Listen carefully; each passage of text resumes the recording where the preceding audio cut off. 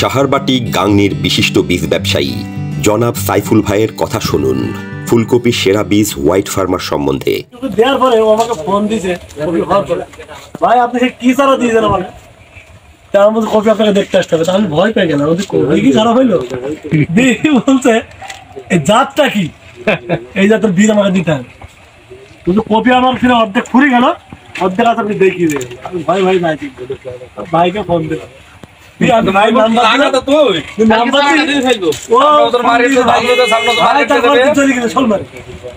Copy দেখি দুটো copy আমাদের নিয়ে এসছে। বললো ভাই সে কপি সেরকম ওইলো ফোন দিয়ে বলতো ভাই এই বীজ আমার নিয়ে দিচ্ছে।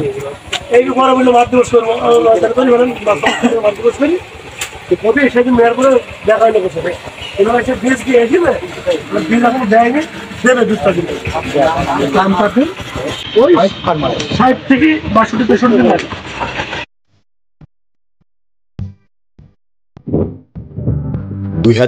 সালের বাম্পার ফলনের কারণে বাংলাদেশের বিভিন্ন এলাকার ন্যায় মেহেরপুরের সাহারবাটিতেও রেকর্ড পরিমাণ কৃষক ভাইদের কাছে বিক্রি হয়েছে বীজের নির্ভরযোগ্য প্রতিষ্ঠান সিদ্দিক সিডসের ফুলকপির বীজ হোয়াইট ফার্মার।